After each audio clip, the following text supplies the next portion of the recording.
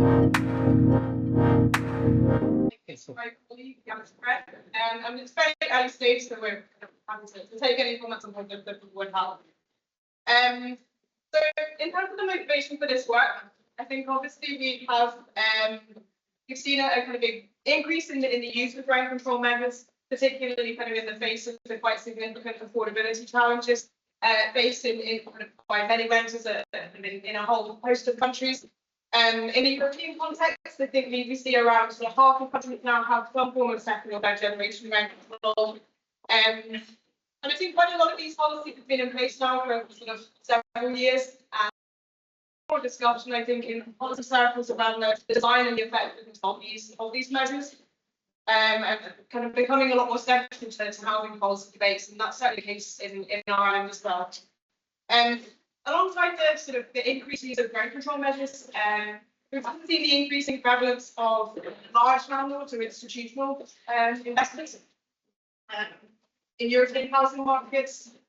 And so I guess in this work, kind of trying to think a little bit more around kind of heterogeneity of how sort of different landlord types are responding to rent control measures.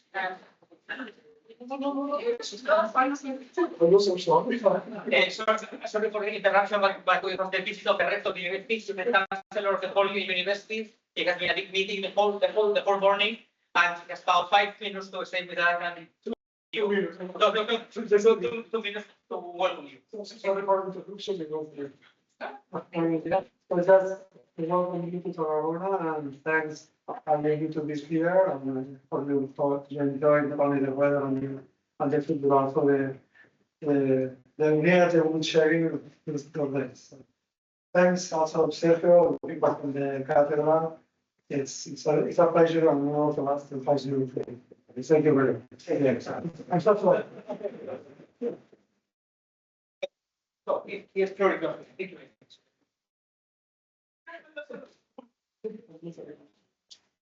Okay. So I guess in terms of further motivation then from an Irish perspective, in Ireland rent control came in right at the end of December 2016, so essentially from the start of 2017. And you can see in the kind of dotted blue line here that's showing kind of new tenancy rental inflation year on year. You see that we saw a big sort of decrease in rental inflation after these measures came into place. And other kind of causal work done by some of my colleagues as well,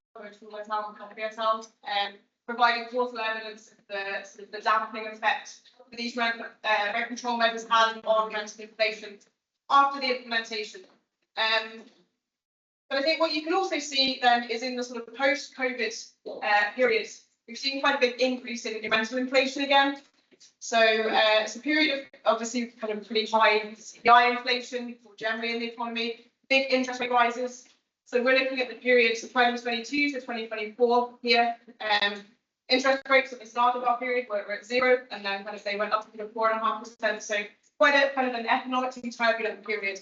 And certainly, I think that kind of raises questions around the kind of longer term effectiveness of these measures.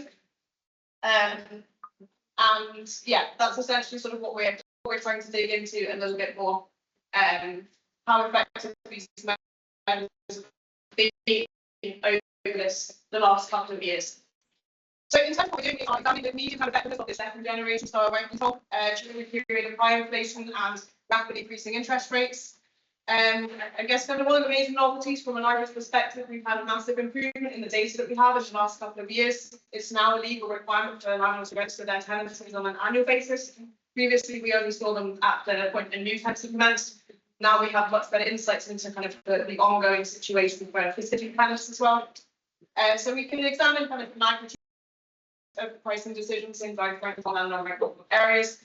And we're also looking a little bit at the kind of heterogeneity across landlord size. So for the first time, we also have information on the number of properties that landlords have as well. So in terms of kind of being related to the literature, I think obviously the first strand of literature are the studies quantifying the effects of rent controls on some price inflation, and I think obviously Carlton has done a pretty good job of sort of summing up that work in his 2024 paper. Then again, sort of a series of papers that are examining the rigidity of housing rents, so price stickiness, so we'll have something to say on that as well. And then I guess the more sort of more recent literature thinking around the institutional investments and the impact of that on kind of rental pricing, and in our context, kind of more specifically how that interacts with the rent control measures. So just to provide a little bit of background then into Ireland's rent control measures. So these measures came in, as I say, kind of right at the end of 2016, so essentially from 2017 onwards. Initially, they were in place in the major urban areas. So on the east coast here is sort of Dublin and surrounding counties. We've got the city of Cork down here, and then we've got Galway up there. So Ireland's kind of three major urban areas. We've had two kind of subsequent expansionary waves, if you like. 2019 and 2020 saw a lot of additional areas classified, and then further in 2023 and 2024 as well. So by the end of 2024, more than 80% of tenancies in Ireland are covered by this rent control zone legislation. So what does that mean? Initially, prior to 2021, or until the middle of 2021, rent increases were capped at 4% per year. Then the government changed and turned that into that they could change with inflation. And then we all know what happened kind of in the second half of 2021, inflation went like this. The government panicked and then they put in a new control. So the rents were limited to the lower of either 2% or HICP inflation. So it's a pretty tight rent control. When inflation is above 2%, they can't increase in real terms, if you like. So it's a pretty tight measure. The other key thing, I guess, here is that these measures apply both within tenancies, but also between one tenancy and the next. So they apply at the property level. Where a landlord hasn't increased the rent in previous years, they can apply cumulative rent increases. So when we're looking at any single point in time, an increase above 2% doesn't necessarily imply non-compliance, because there may be sort of cumulatively applied increases. And the other thing, I guess, is to say that there are information gaps. So while these measures do apply at the property level, there is a register. Tenants can see that their landlord is registered, but they can't see what the previous tenant's rent would be. So there is sort of a natural point at turnover, even though these are property level controls, there is sort of potential for exploitation. So in terms of the landlord pricing behaviour that we're thinking about here, I guess sort of each year or at the point of turnover, a landlord has a choice to make in terms of whether they are going to increase the rent, and if that's in a rent controlled area, are they increasing at the cap, above the cap, below the cap? Are they leaving the rent unchanged, or are they decreasing the rent? In terms of kind of what's going to be impacting this decision, I guess they're sort of mainly weighing up the cost of tenant turnover versus the likely increase in income that they could achieve by increasing the rental price. Various sort of theories and kind of what you might think might happen in different cases. So got sort of good tenant theory that actually if the tenants are good, landlords may not be super interested in kind of increasing the prices. They may value other things. Pronatal shows that rents are more likely to be adjusted at the point of turnover when you're in a free market situation. Obviously, we're not in that situation in Ireland. We have sort of these property level controls that apply between tenancies as well. And then in their kind of theoretical work, Alan really kind of noted the sort of the importance around kind of bargaining power and landlord type as well being sort of important in influencing these choices. And in terms of why landlords might be reacting differently, I guess the sort of main mechanisms we're thinking about here, probably the sort of more short-term profit maximisation motive for larger, more institutional landlords, whereas perhaps many smaller landlords may actually have more of a kind of an emphasis on the longer-term capital gains. That's certainly been shown in the UK, rather than the immediate sort of income. Once they can cover their mortgage, they're less interested perhaps in the kind of the immediate income maximisation.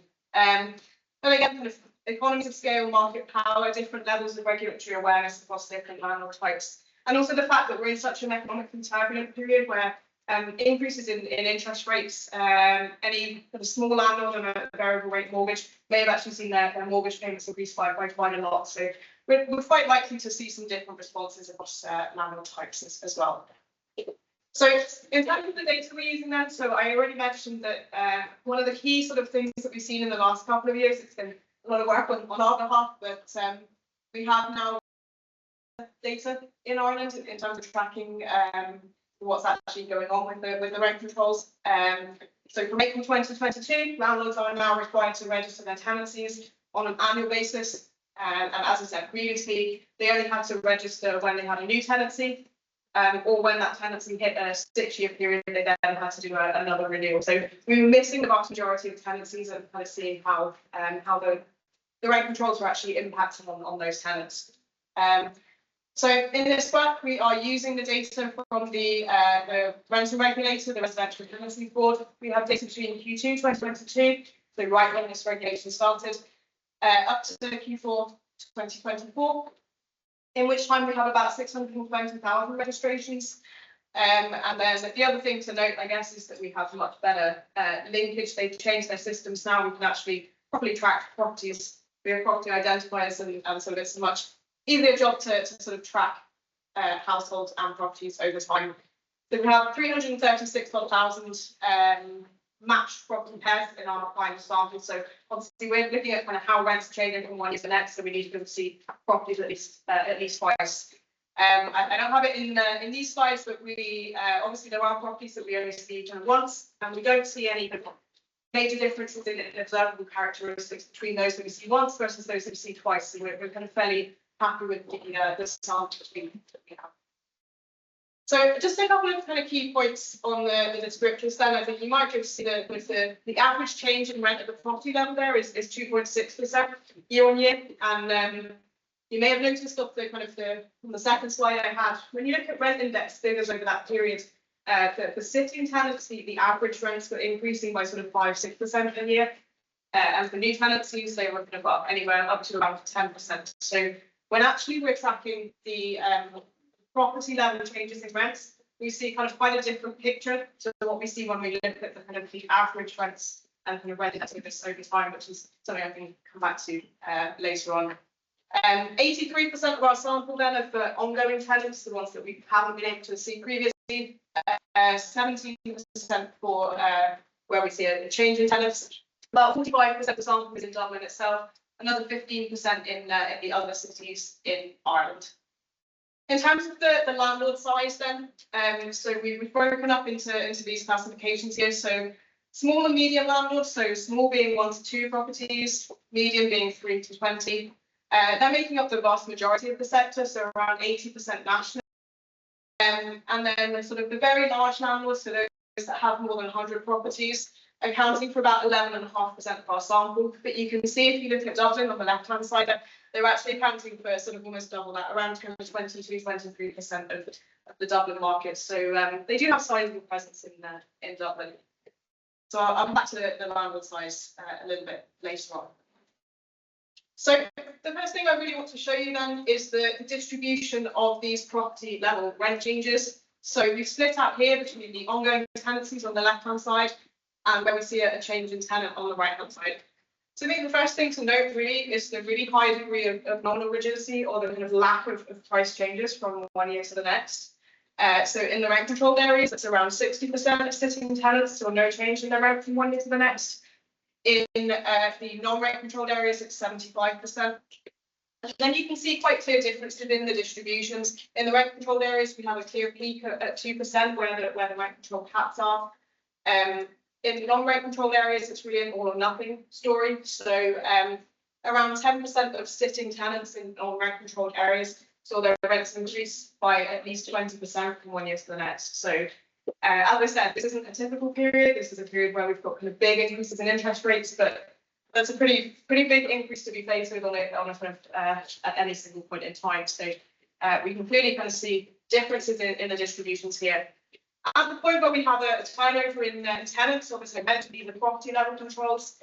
So we see about 20% of properties see no change in the rent, even when the tenants change. We also see the peak at 2% again in the rent controlled areas. So you can definitely see though, there is a sort of a little bit here in the rent controlled areas where some tenants are seeing their, some properties, sorry, have seen pretty large increases in the rents at the point of turnover.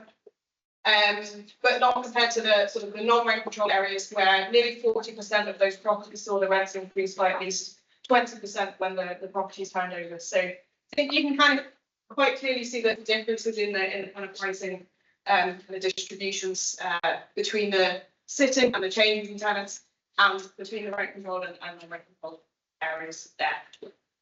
So just to be a little bit more formal, I guess, we're just estimating a fairly simple regression here. So just looking at the change in rents for property I in local area J at 20 as a function of property, vector property characteristics, so property type, number of bedrooms, etc.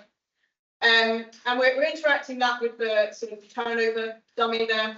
We're controlling for LEA fixed effects because I have another spec that's a bit less restrictive, broader region, and also period fixed effects to control for sort of differences in economic conditions over time. So kind of from our regression output, you can see that the rent controlled areas are associated with lower levels, specifically lower levels of increases in rental prices.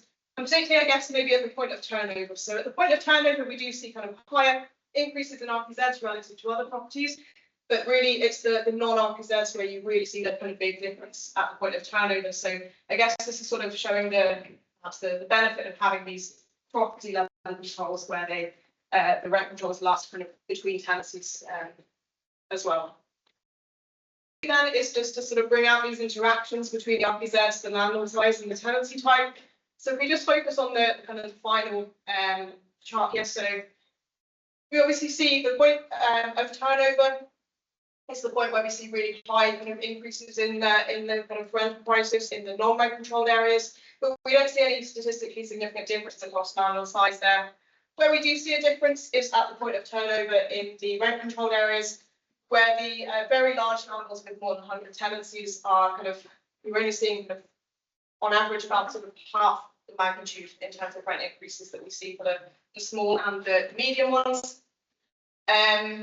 As well as kind of looking at the sort of the overall, we also wanted to run some loaded regressions, just looking at specific price points. So the likelihood of having no change in the rent, the likelihood of pricing exactly at the cap, and the likelihood of having a large change in the rent.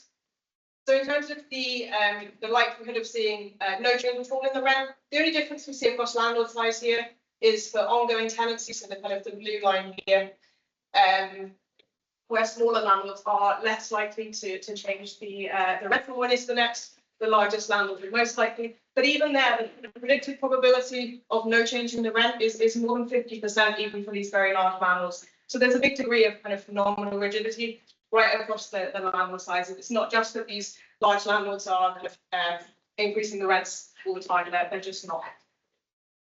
Where we do see a big difference is when it comes to pricing exactly on the rent caps. So the very large landlords for sitting tenants are much more likely to be pricing exactly at the rent caps. So there is clearly an element of that sort of profit maximisation, more so than the other landlord types. Interestingly, between sort of the small, the medium, and the large here, we really don't see much difference at all. And then in terms of the big changes, then the small and medium are kind of more than twice as likely to see a very big change relative to the very large landlords. A little bit in terms of just kind of we can track properties across a 3-year period, so we can now see kind of from the sort of previous rent change and the current rent change. So essentially, we can see a bit of non-compliance going on. Anything that's above the 2% here, we can definitely see sort of a bit of non-compliance happening there. In the non-rent controlled areas, obviously that is an all or nothing story. We don't see these regular changes in the rents. Not a huge difference across the landlord size, but more of the non-compliance and it appears to be in the small and medium there. And then just to sum up then, so there's a lot of question. I think that kind of the rent index measure certainly showing big increases in the average rental prices over this period. But when you look directly at the properties themselves, we actually see pretty moderate rental price growth at the property level in Ireland over this period. 2.6% on average. Really big degree of price stickiness, so a lack of change in price from one year to the next. And the RPZ significantly lower price growth, particularly at the point of tenants and turnover. So these measures actually do appear to be reasonably effective at what they're aiming to do. Large landlords more than twice as likely to price at the inflation caps, but less likely to have big increases. And just in terms of policy implications, I think the effectiveness of these policies going forward, I think it's important that these sort of differences across landlord types taken into account. I think the increasing prevalence of these landlords in the market is only going to carry on with sort of the fall off of buy-to-let and whatnot. So important that these things are sort of being accounted for. So thanks.